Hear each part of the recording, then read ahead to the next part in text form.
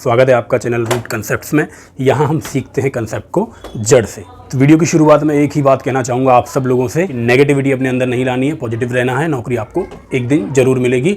और एक चीज़ हमेशा याद रखना मेरे दोस्त कि जो आया है वो जाएगा, जो आया है वो जाएगा। तुम जिंदा अपने ख्वाब रखो और मुश्किलों से भिड़ के निकलो। हाथों में किताब रखो। किताब अगर आप अपने पास रखोगे, ज्ञान अपने पास रखोगे तो सारी मुश्किलों का हल अपने आप आपको मिल जाएगा। कहीं जाने की ज़रूरत नहीं पड़ेगी। एक महान व्यक्ति ने कहा है कि शिक्षा उस शेरनी का दूध है कि जो जितना पिएगा उतना दहाड़ेगा। ये बात कहकर चला गया वो आदमी, उस ज़माने का पढ़ा हुआ जिस ज़माने में उसे क्लास के अंदर तक नहीं बैठने दिया गया। क्लास के बाहर बैठकर उसने सारी पढ़ाई की और इतनी डिग्री उसने हासिल की कि उसकी डिग्रियां ही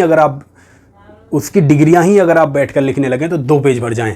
वो आदमी आज से 50 साल पहले लगभग 50 साल पहले ये बात कहकर गया और उसने ये साबित किया। जब भारत का संविधान लिखा जा रहा था तो उस आदमी की सबसे महत्वपूर्ण भूमिका मानी जाती है भारत के संविधान को लिखने में। तो मेरे दोस्त हमेशा याद रखना उस महान व्यक्ति की ये बात कि शिक्षा उस शेरनी का दूध है जो जितना पिएगा उतना दहाड़ेगा। और आपके आसपास भी हज़ारों एग्जाम्पल ऐसे मिल जाएंगे जिन्होंने पढ़ाई लिखाई सही से की और आज वो बहुत अच्छे मुकाम तक पहुँच चुके हैं। तो मेरे दोस्त आइए शुरू करते हैं आज की क्लास का, आगाज़ करते हैं आज की क्लास का। In last class we have discussed about the partnership chapter की 2 क्लास हमने कर ली और अब जो नया चैप्टर शुरू हुआ है, today I am going to discuss about a technique.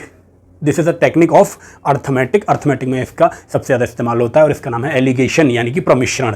प्रमिश्रण है क्या चीज़ें हैं इसके बारे में हम जानेंगे। सबसे पहले तो आप लोगों के सामने 2 सेकंड के लिए सारे सवाल आएंगे। जो लोग पहले तैयारी कर चुके हैं वो वीडियो को पॉज करके सवालों को पढ़ें, समझने की कोशिश करें, सॉल्व करने की कोशिश करें। और अगर उन्हें लगता है कि 1 मिनट से पहले वो सवालों को सॉल्व कर पा रहे हैं तो वीडियो को स्किप कर सकते हैं। और जो लोग नए हैं वो लगातार वीडियो को देखते रहेंगे, बने रहेंगे मेरे साथ, सीखेंगे इस टेक्निक को, इसको जड़ से ख़त्म करेंगे आज, एलिगेशन यानी प्रमिश्रण को।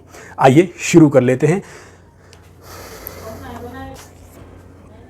ये जो वीडियोज़ हैं, ये जो प्लेलिस्ट मैंने बनाई है, ये सारी वीडियोज़ मैंने एसएससी और पुलिस के एग्ज़ाम को, जो आने वाले एग्ज़ाम है उन्हें ध्यान में रखकर मैंने सारी चीज़ें सेलेक्ट की हैं, सारे क्वेश्चन सेलेक्ट किए हैं और वही कंसेप्ट मैं आपको पढ़ा रहा हूँ जो आपके एग्ज़ाम में हेल्पफुल होंगे। तो जितने भी बच्चे एसएससी और यूपी पुलिस, एसएससी और किसी भी स्टेट पुलिस की तैयारी कर रहे हैं जिसमें गणित आता है, वो सारे बैठकर पूरी प्लेलिस्ट को देख डालें। आपके एग्ज़ाम में बहुत आपके काम आने वाली है। ये जो सवाल है इनके बारे में प्रमिश्रण सबसे पहले वीडियो की स्टार्टिंग में 3 से 4 मिनट में मैं आपको समझाऊंगा कि ये मेथड है क्या, कहाँ से आया। उसके बाद हम देखेंगे इन सवालों के अप्रोच, क्या क्या अप्रोच हो सकते हैं। एक सवाल के 3 से 4 मेथड आपको बताऊंगा और फिर आपको एलिगेशन वाली ट्रिक, एलिगेशन वाली विधि में समझाऊंगा और कैसे एलिगेशन का इस्तेमाल करते ही सवाल 10 सेकंड में सॉल्व हो जाता है। ये सारी चीज़ें देखेंगे आज की वीडियो में, बने रहिए हमारे साथ। आइए शुरू करते हैं। एलिगेशन है क्या? एलिगेशन जैसा कि मैंने आपको बताया, एलिगेशन कोई अलग से चैप्टर नहीं है। असल में ये एक विधि है सवालों को सॉल्व करने की। ये एक शॉर्टकट हमने बनाया स्पेसिफिक सवालों के लिए। कुछ स्पेसिफिक सवाल हैं जहां एलिगेशन काम करता है। वो सवाल कैसे हैं, ये सारी चीज़ें आप जैसे जैसे सवालों को करेंगे वैसे वैसे चीज़ें समझ में आपके आएंगी। सबसे पहले मैं बात कर लेता हूं एलिगेशन आया कहाँ से। देखिए आया कहाँ से, इसकी बात करते हैं। तो आपके पास वैल्यूज़ रहती हैं। जैसे मैंने कहा कि m किलो कोई वस्तु मैंने खरीदी, यहाँ मैंने कहा n किलोग्राम मैंने कोई वस्तु खरीदी और इनका मूल्य यहाँ पर है, ये x रुपये पर केजी है और ये मान लीजिए y रुपये पर किलोग्राम है। ये मैंने खरीदी। एलिगेशन कहता है कि अगर आपको इनकी एवरेज वैल्यू दे रखी है, यानी कि मिक्स करने के बाद, इन दोनों चीज़ों को मिक्स करने के बाद की वैल्यू अगर आपको पता है, मैं इसे कहता हूँ मिक्स करने वाली वैल्यू को, मान लीजिए कि a रुपये पर किलोग्राम, ये मिक्स करने के बाद इनकी वैल्यू रहती है, इतने रुपए किलोग्राम ये रहते हैं। तो एलिगेशन क्या कहता है? एलिगेशन कहता है इनमें से देखिए ये जो बीच में a वैल्यू आएगी ये 1 से बड़ी होगी और 1 से छोटी होगी, यानी x और y के बीच में ये वैल्यू ज़्यादातर सवाल में होगी। कुछ सवालों में ये बड़ी और छोटी भी हो सकती है, वहाँ भी सवाल सॉल्व होगा, घबराने की जरूरत नहीं है। ये देखिए आप यहाँ मैं मान के चल रहा हूँ x a से बड़ा है, y छोटा है, क्योंकि ये इन दोनों का मिक्सचर है इसलिए ये बीच में होगा ही। इतनी बात आपको समझ में आनी चाहिए। x में से a जाएगा तो x माइनस a यहाँ आ रहा होगा। ये बाद में रेशियो हमें मिलेगा इस वाले कंटेंट का, यानी n की वैल्यू x माइनस a रहेगी। और जब y में से a को घटाएंगे, क्योंकि जब इन दोनों का अंतर लेंगे तो a में से y आप यहाँ घटा रहे होंगे, ये जो रेशियो आपके पास आएगा, एलिगेशन कहता है ये जो रेशियो है, ये रेशियो है m अपॉन n का रेशियो बराबर होगा a माइनस वाई अपॉन में x माइनस a के। ये कहता है एलिगेशन। अच्छा, इस बात को प्रूव हम करेंगे, प्रूव करने की कोशिश करेंगे, देखेंगे ये वाला मेथड क्या सही है, कहाँ से ये बात आई, कैसे हम इसे प्रूव कर सकते हैं। ये सारी चीज़ें देखेंगे 2 मिनट में, उसके बाद सवालों को ख़त्म करते चले जाएंगे। देखिए इसी बात को आप ऐसे समझिए, अगर इसी बात को मैं, जो हमने मेथड अब तक सीखे हैं, एवरेज वाले मेथड या और बाकी मेथड, हम ऐसे कह सकते हैं कि देखिए m किलोग्राम कोई वस्तु है x रुपये किलोग्राम से, ये कितने की होगी? तो आप कहेंगे m इंटू एक्स, यानी 1 किलोग्राम वस्तु 10 रुपये प्रति किलोग्राम है तो वो 10 रुपये की रहेगी। 2 किलोग्राम होती तो 10 गुणा 2 20 की हो जाती। ऐसे मैंने कहा mx रुपये की ये रहेगी, n प्लस ny रुपये की ये रहेगी। तो आप कहेंगे ये टोटल इन दोनों का योग कितने किलोग्राम के लिए, आप कहेंगे m प्लस n के लिए ये वाली वस्तु। अभी नंबर से जब आप देखेंगे तो क्लियर आपकी समझ में सारी चीज़ आ जाएगी। जिन लोगों को m और n से डर लग रहा है, x और y से डर लग रहा है, वो 2 मिनट के लिए बस शांति से देख लीजिए। उसके बाद सारी चीज़ें जब नंबर की फॉर्म में चलेंगी सब कुछ समझ में आने लगेगा। तो मैंने कहा ये वाला mx प्लस ny कितने किलो की वैल्यू हुई, m प्लस n की, यानी m प्लस n की वैल्यू इतनी हुई। यहीं से मैं आपसे कहूँ कि 1 किलोग्राम कितने का होगा, तो आप कहेंगे 1 किलोग्राम होगा mx प्लस ny बटे mn के बराबर। mn के बराबर मिक्स होने के बाद की ये वैल्यू है, यानी 1 किलोग्राम मिक्स होने के बाद mx प्लस ny है। जो मिक्स होने के बाद जो यहाँ पर मिक्सर है इस रेशो में मिक्स हुआ, तो इस रेशो में मिक्स होने के बाद mx प्लस ny है। इस मिक्स वाली वैल्यू को अगर मैं कहूँ कि ये मिक्स होने के बाद a रुपये प्रति किलोग्राम है, तो 1 किलोग्राम की वैल्यू कितनी हुई, mx प्लस ny बटे m प्लस n। तो मैं ये कह सकता हूँ a की वैल्यू mx प्लस ny, यानी मिक्स होने के बाद जो इसकी प्राइस है प्रति किलोग्राम वो mx प्लस ny बटे mn है। तो यही वाली बात हम यहाँ से भी निकाल सकते हैं। जब हम a की वैल्यू यहाँ से निकालने चलेंगे तो a की वैल्यू mx प्लस ny बटे mn आएगी। प्रूव करके देख लेते हैं। देखिए इसका क्रॉस मल्टीप्लाई जब आप करेंगे तो ये mx माइनस के am बराबर an माइनस के ny, ये वाली चीज़ आ रही होगी। अब मुझे a की वैल्यू निकालनी है तो a वाली टर्म को एक तरफ ले लीजिए, a को उधर लेके जाइए, an तो उधर है ही, an प्लस am बराबर हो जाएगा mx इधर है ही प्लस के ny। यहाँ से a आप कॉमन लेंगे और n प्लस m बचेगा और mx plus ny is equal to में, यहाँ से आपने देखा a की वैल्यू आई mx प्लस ny बटे a बटे n प्लस m। ये वाली चीज़ यहाँ से आपने देखी कि दोनों बराबर है। ये केवल मैंने आपको समझाने के लिए बताया, सवाल में इतना कुछ नहीं करना, 10-10 सेकंड में सवाल हो जाएंगे। ये कंसेप्ट आपका क्लियर करने के लिए इतनी चीज़ मैंने बताई। आपने देखा a की वैल्यू यानी कि मिक्स होने के बाद प्रति किलोग्राम की वैल्यू यहाँ भी इतनी आ रही है और यहाँ भी इतनी आ रही है। ये था कंसेप्ट जो हम अब तक यूज़ करते आए हैं अर्थमेटिक में। ये है वो टेक्निक, यानी कि ये वाला स्ट्रक्चर हम बना लेंगे। ये इतना जो आपको दिखाई दे रहा है ये वाला स्ट्रक्चर हम बनाएंगे। यहाँ से हमारे सवाल बहुत आसानी से सॉल्व हो जाएंगे, बहुत चीज़ें हमारे लिए आसान हो जाएंगी। इस टेक्निक से कैसे आसान हो जाएंगी ये हम समझते हैं। ये मैं मिटा देता हूँ। मैं ये उम्मीद करता हूँ कि आप लोग साथ के साथ या तो लिख रहे होंगे या वीडियो पॉज करके आप ये चीज़ें नोट डाउन कर लेंगे। इतनी चीज़ क्लियर हुई होगी। नहीं क्लियर हुई होगी तो बिल्कुल घबराने की बात नहीं है। एक्स वाई और एक्स वाई एम एन इन सारी टर्म से जिन बच्चों को डर लगता है, जिन बच्चों ने बीजगणित कभी नहीं पढ़ा है, उन्हें शायद इसमें थोड़ी समस्या हुई भी हो, लेकिन बिल्कुल घबराने की बात नहीं है। ये टेक्निकल थोड़ी सी चीज़ थी समझने के लिए। अब हम चलते हैं सवालों पे। कुछ भी नहीं बचेगा इन सवालों में जब आप इसे समझ लेंगे। देखिए पहला वाला सवाल देखिए, एक कक्षा में 65 छात्र हैं। देखिए टोटल बता दिया कितने स्टूडेंट हैं, 65 स्टूडेंट एक कक्षा में टोटल हैं। 39 रुपये इस प्रकार से बांटे गए। पैसे कितने हैं, टोटल 39 रुपये हमारे पास, उन्हें बांटना है। इस प्रकार बांटे गए कि लड़कों को 80 पैसे, लड़के को मैंने बी कहा और लड़कियों को जी कहा। लड़के और लड़कियों में बांटने की बात कर रहा है। प्रत्येक लड़के को 80 पैसे, लड़के को 80 पैसे प्रत्येक को दिए गए और लड़की को 30 पैसे दिए गए। 30 पैसे प्रत्येक लड़की को दिए गए। अब कह रहा है कक्षा में लड़के तथा लड़कियों की संख्या कितनी है। इस सवाल को देखो कैसे एलिगेशन से आसानी से हम सॉल्व कर देंगे। देखिए हमारे पास 30 पैसे 80 पैसे प्रत्येक लड़के को दिए गए, 30 पैसे हर एक लड़की को दिए गए। टोटल दे रखा है 39 रुपये थे और टोटल दे रखा है कि 65 लोग हैं, 65 बच्चे हैं। 65 बच्चे हैं, 39 रुपये। तो क्या यहाँ मुझे इनके बीच की वैल्यू नहीं मिल जाएगी? यानी इन्हें मिक्स करने के बाद जो वैल्यू आएगी, मिक्स करने के बाद कितने पैसे दिए जाने चाहिए। यानी एक तरह से एवरेज क्या मैं इसका निकाल सकता हूँ। तो एवरेज एक बच्चे के पास कितने पैसे होंगे भाई, 39 रुपये हैं। यानी पैसे अगर बनाएं तो 3900 पैसे हुए। 3900 पैसे में 65 बच्चों में बांटना है। तो आप कहेंगे 13 तिया 39, 13 पंजे 65 और 5 से काटेंगे 5 6 30, यानी कि 60 बार ये कट रहा होगा। तो मैं ये कह सकता हूँ कि 60 पैसा मिक्सचर, मैंने देखा कि 60 पैसा प्रत्येक बच्चे को मिलना चाहिए था। तो मैंने मिक्स वैल्यू निकाल ली। मिक्स वैल्यू जैसे ही मुझे यहाँ से देखी, यहाँ से मैंने सोचा और मिक्स वैल्यू निकली। अब सवाल में कुछ दम नहीं बचा। अब मैंने क्या कहा था, ये देखिए ये एलिगेशन वाला स्ट्रक्चर बन के तैयार हुआ। 80 में से 60 गए तो यहाँ 20 बचा। 30 में से 30 और 60 का अंतर, यहाँ 30 बचा। मैंने कहा था ये रेशो आएगा। रेशो आपने देखा 3:2, इसका रेशो मुझे मिला। 3:2 किसका रेशो आया? ये आया टोटल छात्रों का, टोटल स्टूडेंट्स का रेशो मुझे यहाँ मिल गया। हमेशा ध्यान रखेंगे जो वाली चीज़ आप यहाँ ले रहे हैं, यहाँ पैसे लिए हैं तो रेशो स्टूडेंट्स का आया है। उसी तरह हर एक सवाल में ऐसा होगा, जिस चीज़ से आप सॉल्व कर रहे होंगे उसके अपोजिट सवाल में जो दूसरी चीज़ दी गई होगी उसका रेशो आपको मिलेगा। 3 और 2 5, 5 की वैल्यू 65 के बराबर है। 5 की वैल्यू 65 के बराबर है। तो 1 की वैल्यू कितने के बराबर होगी? आप कहेंगे 13 के बराबर। 13 पंजे 65, 1 की वैल्यू 13 के बराबर है। तो 3 की वैल्यू 39 के बराबर होगी और 2 की वैल्यू 13 3 39, 13 दूनी 26 के बराबर होगी 2 की वैल्यू। अब आपको बताने में कोई परेशानी नहीं होगी कि बच्चों की संख्या, बॉयज़ की संख्या तो यहाँ 39 है और गर्ल्स की संख्या यहाँ पर 26 है। ये बात मुझे लगता है आप सबको एकदम क्लियर हुई होगी। इसी सवाल को करने के और भी बहुत सारे तरीके हो सकते थे, वो तरीके भी हम देख लेते हैं एक बार। ये हुआ एलिगेशन वाला तरीका, एलिगेशन यानी प्रमिश्रण का इस्तेमाल करके ऐसे हम सवाल को सॉल्व करेंगे। अभी अगर समझ में नहीं भी आया होगा तो आगे आने वाले सवालों में धीरे धीरे चीज़ें समझ में आएंगी। नया चैप्टर है, नया टॉपिक है।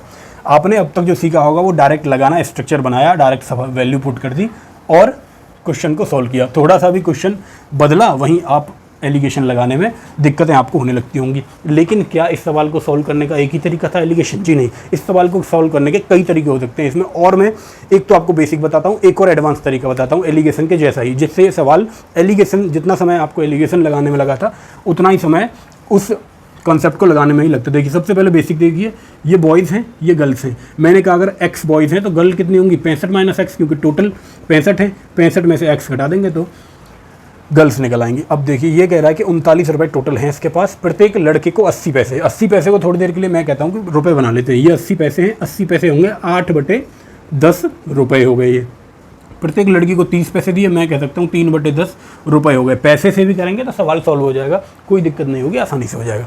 लेकिन थोड़ी कैलकुलेशन उसमें बढ़ जाएगी क्योंकि बड़ी डिजिट हो जाएगी, तो डिजिट मैंने छोटी की। मैंने कहा x लड़कों को प्रत्येक को 8/10 रुपये दिए गए, तो सबको कितने मिलेंगे? तो आप कहेंगे 8/10x तो लड़कों को मिले, प्लस 3/10 और संख्या कितनी है लड़कियों की? 65 - x, ये लड़कियों को मिले। ये टोटल इतने ही पैसे हैं और रुपए हैं, ये बराबर है 39 रुपये के। जब आप इसे सॉल्व करने बैठेंगे तो यहाँ से भी आप वैल्यू निकाल सकते हैं। देखिए निकाल के देखते हैं। आप बताइए 10 यहाँ एलसीएम आया तो ये बचा, ये बना 8x प्लस के 65 × 3, 5 × 15 के 5 हाथ से लगाए, 6 × 18 × 19, 195 माइनस के 3x बराबर 39। जब यहाँ 10 एलसीएम में है, जब 10 इधर जाएगा तो यहाँ गुणा हो जाएगा, 390 हो जाएगा। ये 195 इधर जाके माइनस होगा, माइनस के 195 करेंगे तो 5 बचेगा, 9 बचेगा, 195 यहाँ बचेगा। 8x में से 3x जाएंगे तो 5x की वैल्यू 195 आ रही होगी और x की वैल्यू मिलेगी आपको 5 × 15, 5 × 9 45, x की वैल्यू 39। इसका सीधा सा मतलब है x आपने माना था बॉयज़ को, यानी बॉयज़ की संख्या होगी 39 और गर्ल्स की कितनी होगी? 65 - 39 जब आप करेंगे तो 26 होगी गर्ल्स की संख्या, लड़कियों की संख्या। ये हुआ बेसिक अप्रोच इस सवाल को करने का। और क्या तरीका हो सकता था? एक तरीका और बताता हूँ इस सवाल को करने का। ये तरीका बहुत काम का है। अब जो मैं बताने जा रहा हूँ ना, इसे आप ध्यान से समझ लो। ये बहुत सारे सवालों में लगता है। आपने वो सवाल देखा होगा कि किसी चिड़ियाघर में कुछ खरगोश दे देगा, कह देगा उनके 4 पैर हैं, कुछ चिड़ियाँ हैं 2 पैर वाले, जैसे कि 4 पैर वाले, 2 पैर वाले कुछ जानवर हैं, उनमें सिरों की संख्या बता देगा, पैरों की संख्या बता देगा। वो वाले सवाल भी इस अप्रोच से होंगे जो मैं अब आपको बताने जा रहा हूँ। ये समझ लो, इस मेथड को मैं कहता हूँ JSM यानी जूनियर सेटिस्फेक्शन मेथड। ये नाम क्यों दिया गया इसके बारे में भी अभी क्लियर कर देता हूँ। देखिए एक कक्षा में 65 छात्र थे, ये तीसरा तरीका इस सवाल को करने का। 65 छात्र थे कक्षा में, मैंने माना 65 छात्र हैं कक्षा में, ठीक है। 39 रुपये मुझे बांटने हैं, 39 रुपये मैंने लिख लिया कि 39 रुपये में बांटने हैं 65 लोगों में। इस प्रकार बांटने हैं कि प्रत्येक लड़के को 80 पैसे मिले, प्रत्येक लड़के को, यानी बॉय को, इधर मैंने कहा गर्ल को। जूनियर सेटिस्फेक्शन मेथड क्यों कहा है अभी आपको समझ में आ जाएगा। प्रत्येक लड़की को मिलना चाहिए 30 पैसा, 30 पैसा प्रत्येक लड़की को मिलेगा और प्रत्येक लड़के को मिलना चाहिए 80 पैसा। तो मैं 80 को 30 + 50 लिख सकता हूँ? आप कहेंगे हाँ जी लिख सकते हैं। तो इसीलिए मैंने इसे जूनियर सेटिस्फेक्शन मेथड कहा है कि जो छोटी वैल्यू दी गई है उसी में हम तोड़ लेंगे दोनों को। यानी 30 छोटी थी तो 30 + 50 मैंने ऐसे लिख लिया। क्यों लिख लिया? इससे सवाल कैसे आसान होगा ये आप समझिए। देखिए थोड़ी देर के लिए मैं ऐसे मान लूँगा कि पूरी क्लास में, पूरी कक्षा में सारी की सारी लड़कियाँ ही हैं, सारी की सारी लड़कियाँ हैं, तो आप कहेंगे 30 पैसा सबको दे दीजिए। अगर आप 30 पैसा सबको दें, 65 लोगों को, और 30 पैसा प्रत्येक को दिया जाए, 65 लोगों में 30 पैसा प्रत्येक को दिया जाए, तो आप कहेंगे 30 पैसे को या तो पैसे में आप इसे सॉल्व कर लो या इसका रुपया अगर आप बना लेंगे 30 पैसे का, तो 3/10 पैसा प्रत्येक को आप दे रहे हैं। तो कितने रुपए आपके खर्च होंगे? कितने? 3/10 रुपये आप अगर प्रत्येक को दे रहे हैं, 30 पैसे को रुपये में कन्वर्ट किया तो आपने देखा कि भाई ये 6.5 हुआ। 6.5 का 3 में गुणा करेंगे, 5 × 15 का 5 हाथ लगाए, 6 × 18 = 19, यानी 19.5 रुपये आपके बट जाते। 19.5 रुपये बटते अगर 30 पैसा ही आपको सबको देना होता। 30 पैसा अगर मैं सबको दूँ तो 19.5 बट जाएंगे, लेकिन पैसे हैं मेरे पास 39 में से अगर 19.5 बट चुके हैं तो बचे कितने? आप कहेंगे जो बचे हुए पैसे हैं वो 19.5 ही हैं। 19.5 बचने का मतलब ये है कि ये जो बचे हैं ना, ये वही बचे हैं जो ये 50 पैसे हर एक को मिलने थे। अब मुझे बताइए 50 पैसे एक आदमी को देने हैं तो 19.5 रुपये कितने लोगों को मिल जाएंगे? तो 19.5 रुपये कितने लोगों को मिलेंगे, इसे जानने का एक सीधा सा तरीका ये है। आप मोटा सा दिमाग लगाइए थोड़ा सा कि 50 पैसे एक आदमी को दे रहे हैं, इसका मतलब 1 रुपया 2 आदमी को दे रहे हैं, यानी कि 19 रुपये 38 लोगों को मिल जाएंगे।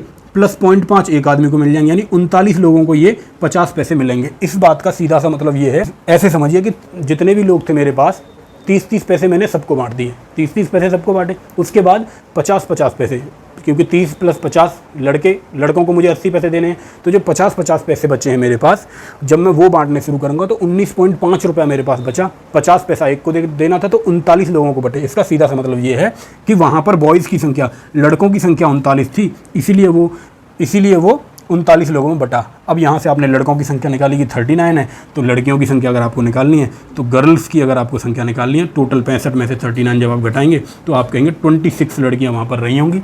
ये तरीके हैं सवाल को सॉल्व करने के। 3 तरह से इस सवाल को मैंने सॉल्व करके आपको दिखाया। इसके अलावा एक आध तरीका और भी हो सकता है इस सवाल को सॉल्व करने का, वो डिपेंड करता है पर्सन टू पर्सन। अब मैं इसे मिटा देता हूँ, आगे लेके चलता हूँ आपको आगे आने वाले सवालों पे। इस सवाल पे हमने बहुत ज़्यादा समय ले लिया है। इस सवाल में जो कि 1 से 2 मिनट लगनी थी, मैंने आपको 3 तरीके बताए किस किस तरीके से सवाल को सॉल्व किया जाता है। JSM जूनियर सेटिस्फैक्शन मेथड की बात, ये एलिगेशन की तरह ही है, एलिगेशन की तरह ये दूसरा मेथड है JSM, जिसका हम इस्तेमाल बीच बीच में करते रहेंगे। अलग से सवाल भी हम इस पे ले लेंगे और देखेंगे कैसे ये काम करता है। अब देखिए दूसरा सवाल। अब हम सवालों को 10-10 सेकंड में सॉल्व करेंगे, बहुत ज़्यादा समय नहीं लेंगे, डायरेक्ट एलिगेशन इसमें लगाएंगे। 2 कक्षाएँ हैं, देखिए A और B 2 कक्षाएँ हैं। दोनों कक्षाओं को मिलाने पर जिनके औसत क्रम से 25 और 40 है, इसका औसत 25 है, इसका औसत 40 है, एवरेज दोनों का दे रखा है। समग्र औसत 30 है, टोटल का औसत दे दिया 30, तो 30 यहाँ लिखा। अब आप इसका अंतर देखेंगे, रेशो आप सबसे पहले निकालेंगे, रेशो ही पूछा है सबसे अच्छी बात।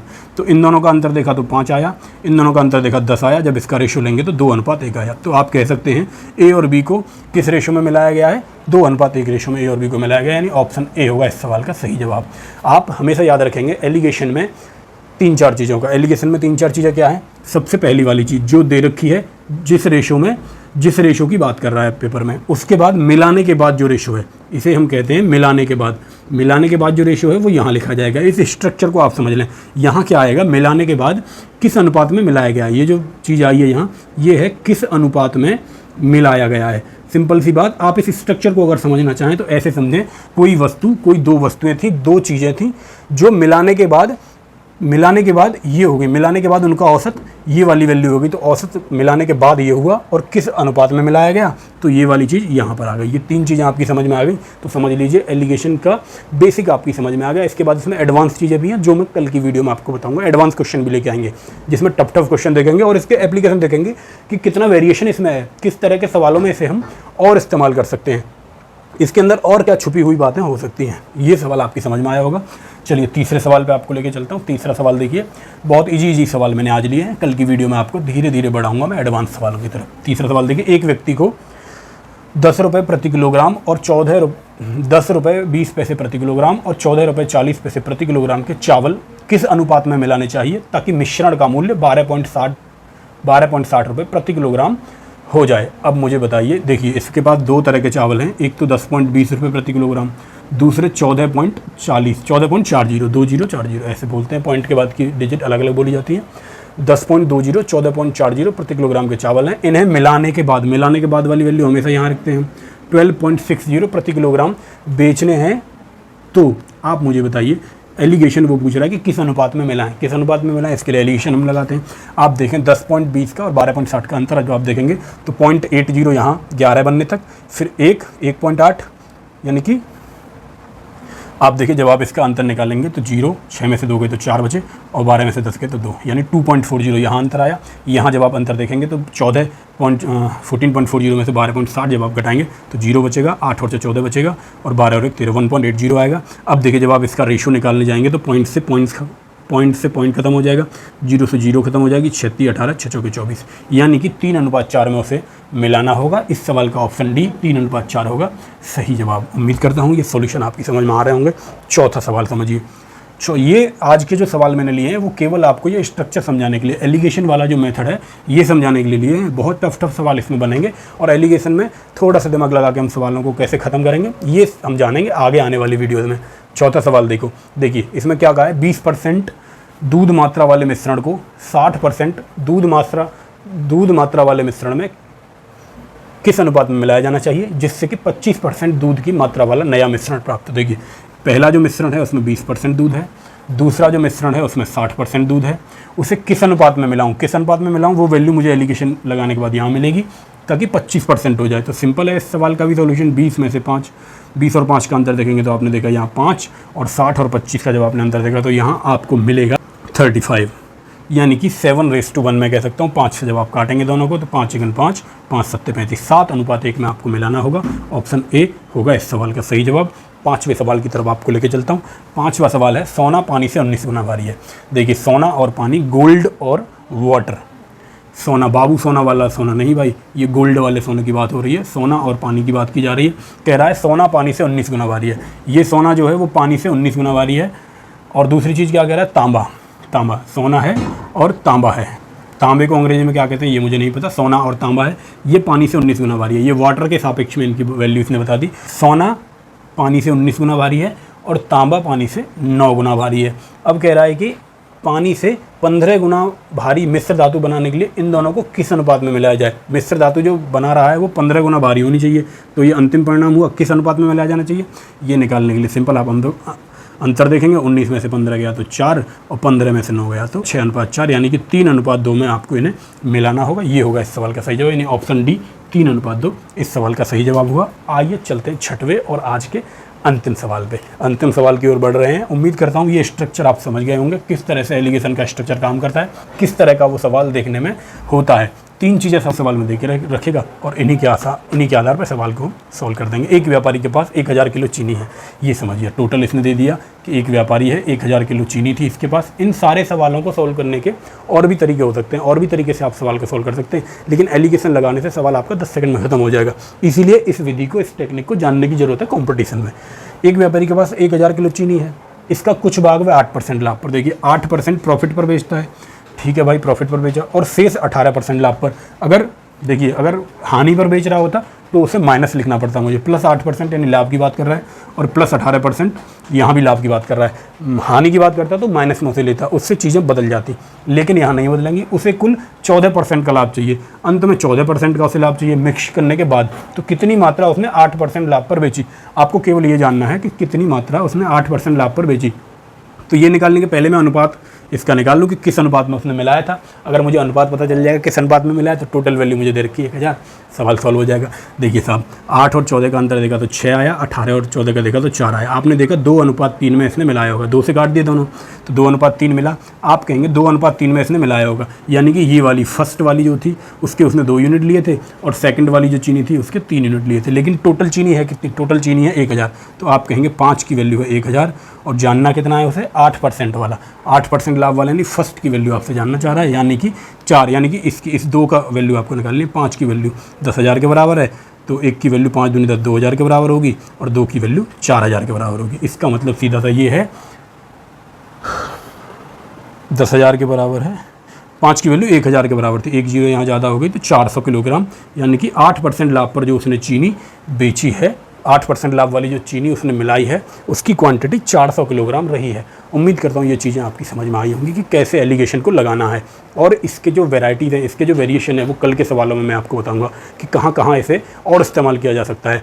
इसी में से ये तो नॉर्मल सवाल हमने लिए जो देखते ही सॉल्व हो जाएंगे। अगर सवाल को थोड़ा सा घुमा के दे देगा तो कैसे एलिगेशन का इस्तेमाल करेंगे और क्या क्या चीज़ें छुपी हुई हैं इस स्ट्रक्चर में, उनके बारे में बात करेंगे कल की वीडियो में। कल की वीडियो में बहुत मजा आएगा, ऐसे ऐसे सवाल जिनमें आप फंस जाते होंगे, उन जो आप सोच नहीं पाते होंगे कि इस स्ट्रक्चर का और इतना इस्तेमाल हो सकता है, वो सारी चीज़ें कल की वीडियो में बताऊँगा। बहुत मजा आएगा कल की वीडियो देखने के बाद। तो इन्हीं सब बातों के साथ आज की वीडियो को यही विराम देते हैं। सभी साथियों, सभी व्यूअर और सभी स्टूडेंट से मेरी एक रिक्वेस्ट है कि जो बच्चा पढ़ने वाला है, स्टूडेंट जो तैयारी कर रहे हैं, वहाँ तक वीडियो को ज़रूर पहुँचा दीजिए। यही मेरी आपसे फीस है, यही मेरा मोटिवेशन है आगे नई वीडियो और नया कंटेंट आपके लिए बनाने के लिए। तो ये करना आप बिल्कुल ना भूलें। वीडियो की लिंक कॉपी करके आगे बच्चों को फॉरवर्ड कर दें और सब्सक्राइब जरूर कर लें और करवा भी दें सब्सक्राइब सभी से। तो दोस्तों मिलते हैं अगली वीडियो में, तब तक के लिए सभी साथियों को जय हिंद। इसी तरह लगे रहिए, स्वस्थ रहिए, मस्त रहिए, बिल्कुल नेगेटिविटी अपने अंदर मत लाइए।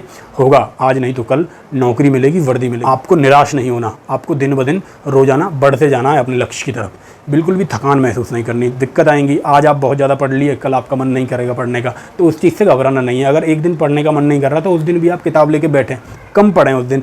और दिन मान लीजिए आप 8 घंटे पढ़ते हैं तो उस दिन आप 5 घंटे पढ़ लें, लेकिन पढ़ें जरूर, लगातार रखें, कंटिन्यूअस अपनी पढ़ाई रखें, एक दिन सफलता जरूर मिलेगी। ये भरोसा खुद पर जरूर रखें। चलिए रखता हूँ, सभी साथियों को जय हिंद। मिलेंगे अगली वीडियो में और नए सवालों और नए कंसेप्ट्स के साथ।